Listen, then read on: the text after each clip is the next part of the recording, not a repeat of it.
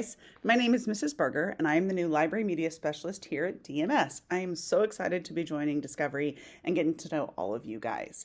Today I'm going to talk to you about the Truman Award nominees. So if you don't remember, this is a list that the state of Missouri puts out every year of 12 of the best books over the last year. These are selected by students and librarians. Tons of people have read them to decide that they are absolutely worth your time. So hang on, listen up, and when the video's over, I'll talk to you about what prizes you can win if you read some of these books. Check out the 24-25 Truman Award nominees. The first book for today is called The Fort by Gordon Korman. This is a great book. If you like realistic fiction, you would like Gordon Korman. This is the story of 5 friends who are kind of investigating what happened in the aftermath of a hurricane, and they find an underground bomb shelter that is perfectly outfitted and super cool for 1978. And it becomes their secret hideout as they maneuver through life. So that's The Fort by Gordon Korman. Next, we're going to talk about 2 Degrees. So this is in Alan Gratz's book. If you've never read an Alan Gratz book, you are missing out. He keeps you on the edge of your seat the whole time. So this book follows 3 teenagers who are all dealing with difficulties because of climate change. So one of them is stuck in a wildfire, which keeps increasing because of climate change. One of them's dealing with bears outside of their habitat because of melting snow in the Arctic, climate change. And the last one is surviving a massive hurricane at a time of year that they're not supposed to happen in an area that they're not supposed to happen because of climate change. So you get to follow along with these 3 teens on an adventure in 2 Degrees. Next up is Rain Rising. This is a really emotional book. The main character, Rain, has a really negative thought process. Her brain is her enemy. She just is unhappy and thinks negative thoughts all the time and is trying to fight her way out of that, which is a very real struggle for a lot of kids.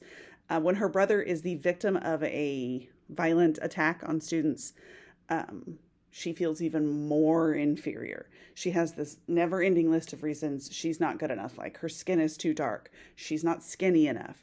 And then this issue with her brother just catapults that. So really interesting journey with her as she works her way through that to the other side. This one, Rain Rising. Next up, we have a great book called The Problem with Prophecies. In this one, the main character gets, on her 4,444th day of life, she gets the gift of prophecy and immediately sees that a boy in her neighborhood is about to die. She tries to do everything to change fate, but fate has its mind set on that little boy dying. So this one is all about her trying to change the prophecy she sees. Next, we have Ode to Nobody. Great cover on this one. This is about a young girl named Quinn, and she's just a normal kid kind of trying to navigate middle school until a major natural disaster happens, and her whole world feels uprooted, and she decides that maybe it's time to be the person she really wants to be. This one is a novel in verse, which means it's told in poem form, and it's a super emotional, very cool story about a girl finding herself.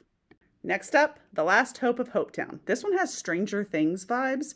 So the main character is a normal human whose 2 mothers are vampires, and they live in this town where vampires and humans coexist, and vampires follow the rules, and nobody loses their blood. Until suddenly the vampires start going rogue and attacking people, and the main character, Delphine, she wants to get to the bottom of it to save her moms. So good vampire / real life / adventure mystery. Last Hope of Hopetown. Next, The Marvelers. So our main character in this one, she is the first one in her family who are conjurers, so not necessarily witches and magicians, kind of less viewed upon witches and musicians. She's the first of her kind to make it into this academy for wizards, and kids are not kind to her because she's just not as good as them. So this is about her journey to find herself as a conjurer among the magically inclined. Next up, we have Ravenfall. This is the story of Annabella, and everyone in her family has a psychic ability. Hers is to foresee someone's death. Not exactly handy.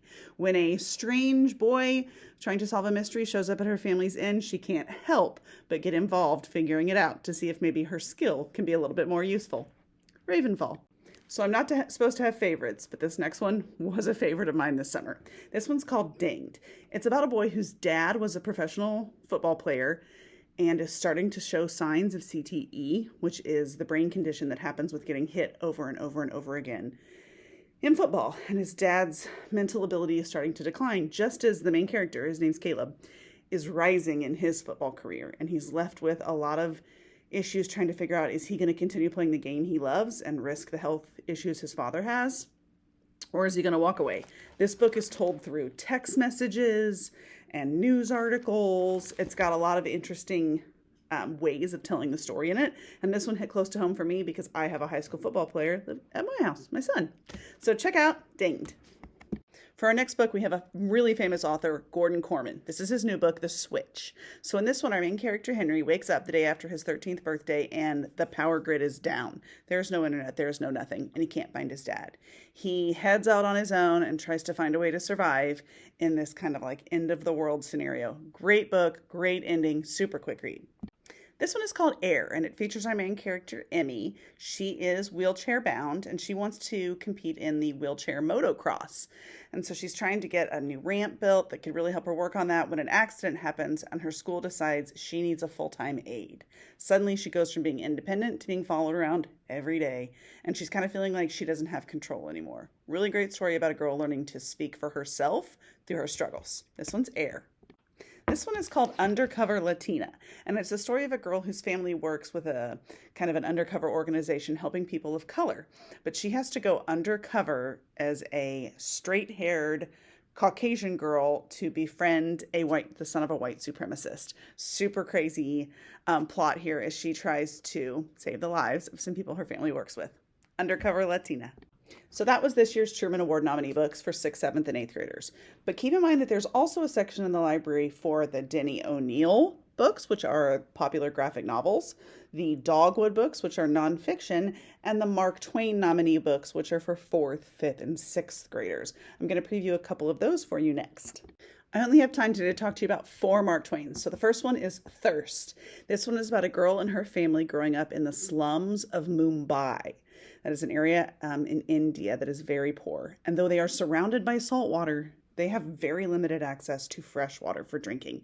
And there is a huge divide between those who have nice things and those who have nothing. This is a great story about a young lady standing up for what she believes in. Next up, Sewa Boteng's Guide to Vampire Hunting.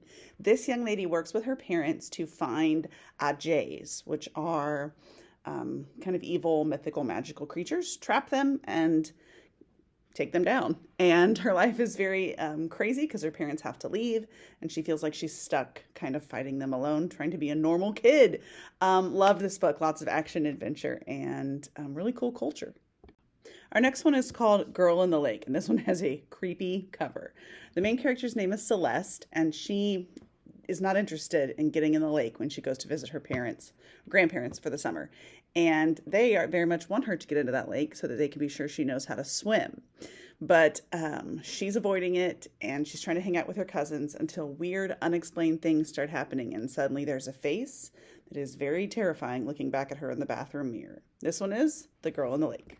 And the last Mark Twain I want to talk to you about is called Freestyle. This one is a graphic novel, which I love. Huge graphic novel fan. This one's about Corey and Suna, and they are navigating a new friendship at the end of 8th grade where all of their friends are going to separate out to different high schools next year, and there's a big dance competition and a lot of pressure from schools. And they're just trying to figure out how to navigate all of that and deal with the drama of finishing up the 8th grade. This one's Freestyle. That's all we have time for today. But next, the prizes. So if you read 5 books from the Mark Twain and Truman list, which are the books we've talked about today, you get a free candy bar. If you read 10, you get a coupon for an icy that they sell in the cafeteria. If you read 15 of them, you get a VIP invite to our pizza party. And if you read 20 of them, there's 24 total. If you read 20 of them, you can win your own custom DMS shirt.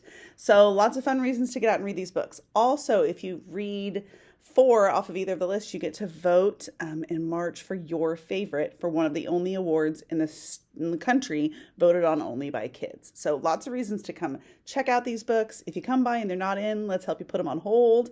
Miss Jackson and I are here to help you, so get reading.